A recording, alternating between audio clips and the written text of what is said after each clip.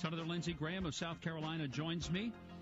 And, Senator, there's a lot breaking just this morning on the Benghazi situation. Now there are clear indications that there were actually pleas for help that were going out and were ignored. Right. What in the world is going on, Senator? Well, it was a death trap, Mike. The person I blame is President Obama. In April, the consulate was attacked. In June, it was attacked again. They blew a hole in the wall that 40 people could penetrate. There's one intel report after another coming out of Benghazi saying al-Qaeda is taking over the town. The British ambassador was attacked, and they closed the consulate. The Red Cross office was attacked. They closed the Red Cross office. We kept our consulate open and didn't provide one additional security person in a meaningful way. So the truth of the matter is we should have known to close the consulate or heavily reinforce it. We chose to leave it open. So this was a long time in the making. Al-Qaeda was on the rise, and Obama administration let the place become a death trap.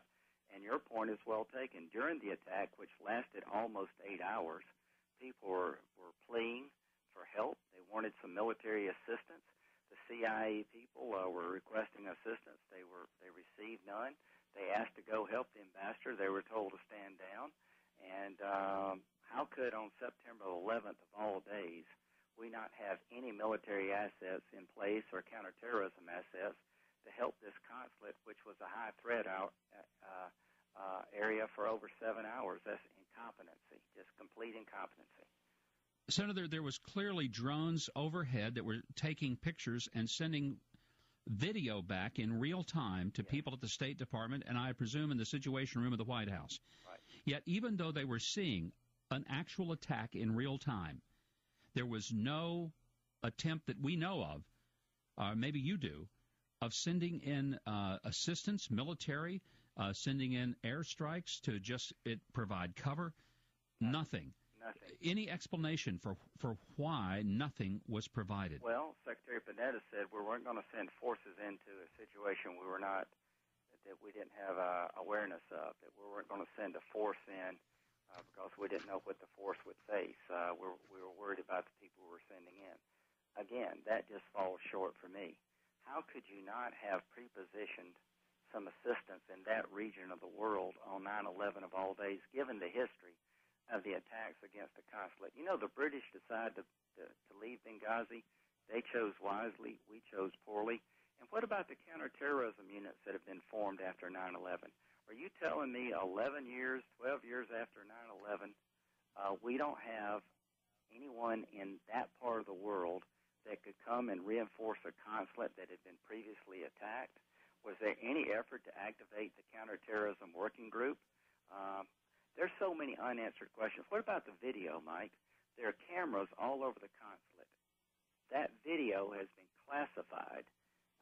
Why?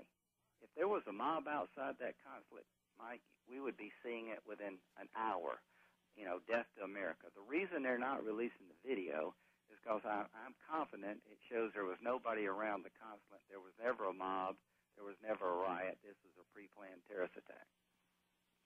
There are also reports that Secretary of State Hillary Clinton herself. Justice Department. It's on your show. I'm calling for the Justice Department to release that video. They're covering up evidence, I think, that would prove positively there was never a riot. And I was just going to say that there were reports this morning that the Secretary of State Hillary Clinton herself had specifically requested for additional assistance on several occasions, and those requests were ignored. Can you confirm that that's true? Well, knowing her is probably true. And let me tell you why. How could the consulate be so unsecured for so long? If they reinforce the consulate, then people start asking questions, why are you doing that? Then the narrative that al-Qaeda has been dismantled is in question because it was the al-Qaeda militia that were taking over Benghazi. Lieutenant Colonel Wood, who was head of a 16-person security team, said that we were the last flag flying in Benghazi. Every other Western country had left Benghazi. It was just a matter of time.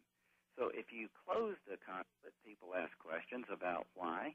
If you reinforce it, they ask questions about why. They were more worried about not destroying the narrative that killing bin Laden led to the dismantling of al-Qaeda. And it gets worse. Remember the Tunisian they've got in custody now? Yes. If a Tunisian, Mike, was involved in the Benghazi attack, that shows that al-Qaeda in that part of the world is now operating as a regional unit. If, in fact, someone from Tunisia came into Benghazi and there's a report an al-Qaeda guy out of Iraq come down to assist in the attack, they're beginning to talk and coordinate, something we haven't seen before.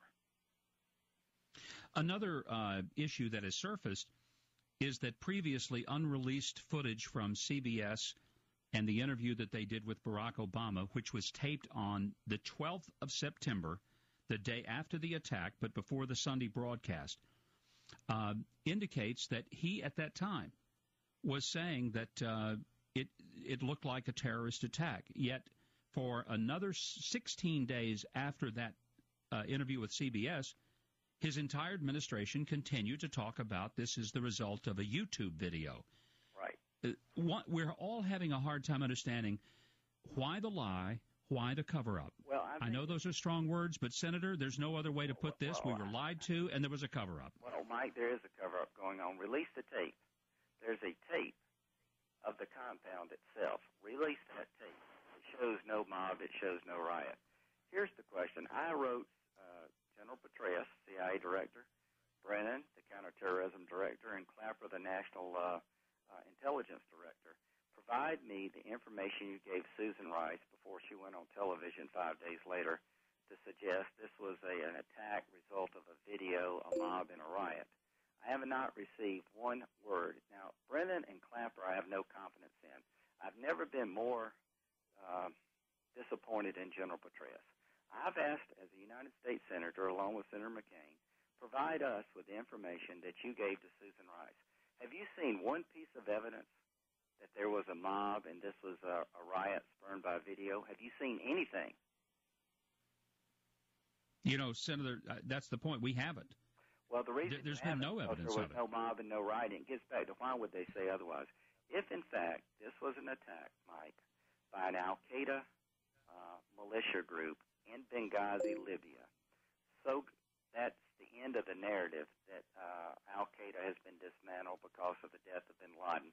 They're trying to tell the story that we killed bin Laden, al-Qaeda's on the run, the wars are receding, the Mideast is about to blow up, Iraq is deteriorating, they've doubled the number of al-Qaeda operatives in Iraq, their training camps in western Iraq.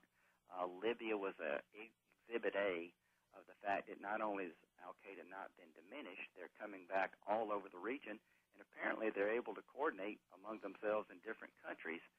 So that's why this is important. And Governor Romney did a good job in the national security debate, but I think it was a missed opportunity to turn to the president and ask him this simple question. Did you know the consulate had been attacked in April and June? Did you know the British left Benghazi and the Red Cross left Benghazi because it was so dangerous? What did you do, Mr. President? Why did you leave it so unsecured so long? You know, Senator, another question I would love to ask is when the president was notified of the attack that was going on, right, that we had an ambassador who was under siege. Who was lost. At that time, we didn't know. Who was missing. It was missing, and we didn't know the disposition of a sitting U.S. ambassador. I would love to ask the president, did you go back to sleep? Did you go to the Situation Room? Where were you during this time? And when was the decision made that you would go ahead and do your 60 Minutes interview and fly to Las Vegas for a fundraiser and not try to figure out what has been happening during almost 9 hours of a direct assault by a terrorist group on a U.S. consulate? That would be a question that I would think that the press should be asking. You're asking it as a U.S. senator, and you're getting stonewalled. Doesn't the White House have an obligation under the simple premise of checks and balances of our government and accountability to provide an answer to a United States senator of such a question? I think you've nailed it. I've sent 3 letters, one to the president directly. Mr. President, were you informed of the attacks in April and June? Were you informed of the deteriorating security environment in Benghazi, the fact that the British decided to close their consulate? I've asked, I sent a letter, why were no military assets pre-positioned? Why was no plane sent from Aviano to buzz the place, if nothing else, to try to do something to help these people. And why did Susan Rice say 5 days later this was a riot spurned by video, it wasn't a pre-planned terrorist attack? Why did the president continue to say that 8 days, 9 days later on David Letterman when there's no evidence? If there is evidence it was a mob or riot, share it with me so I'll feel better about you not lying to the American people. Prove to me that you're not misleading us. Give us some evidence to suggest that there was a mob and a riot spurned by video. I haven't seen anything, and they won't answer my letters. That is beyond comprehension to me. It's one thing if I were to write a letter. Apparently, all the evidence I've seen, Mike, is that it was a pre-planned terrorist attack that lasted 8 hours using heavy mortars, machine guns, and potentially a Tunisian involved in an attack in Libya. If Al-Qaeda has been able to talk and move people around without us knowing it, not only have they not been dismantled, they're operating at a higher level than since 9/11 in that region. So I worry that the narrative that President Obama gave on the third debate wasn't challenged enough. The Mideast is deteriorating. Syria is becoming a magnet for every jihadist in the region. They're threatening Lebanon and Iraq. We fumbled the ball in Iraq. We were about to end Iraq well if we had some troops there. No security in Iraq has led to a rise in Al-Qaeda. And, this is a failure of leadership. It's an incompetent situation from beginning to end, and the trust factor comes in after. They're trying to spin us and mislead us. And where's the press, Mike? Where is the press? I can tell you where they are. They're hiding up under the skirt of Hillary Clinton, and they are making sure that they are bunking down in the guest rooms of the White House, apparently, because there's no accountability that is being demanded of this administration that would have been, and frankly, should have been demanded had this been a Republican president. And I know it's close to the election, and I understand that the left is saying, well, this is just election year, last-minute October politics. But, Senator, if this were happening in January or February of his first year in office, I'd like to believe I would be as equally outraged because we've got a dead ambassador and 3 other dead Americans. Mike, you nailed it. I promise your listeners and my constituents that no matter what happens in the election, I'm going to pursue how Benghazi, Libya Consulate became a death trap. Why did we let it stay open under these conditions, knowing that it was eventually going to get attacked? Why did we stay and everybody else left?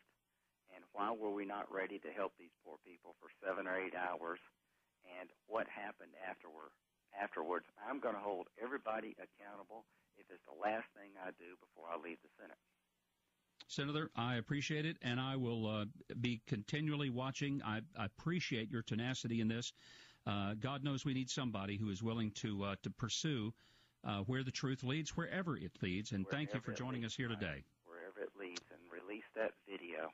Give me some evidence that there was a mob and a riot spurned by video. I've asked and asked and asked, and I can't get one word from the intelligence community or the White House. They're in total lockdown. They're stonewalling, and it's heartbreaking. 4 people are dead for no good reason. Senator, it's always a pleasure, especially today, and the insights you provided on this situation that breaks our hearts and could break our country.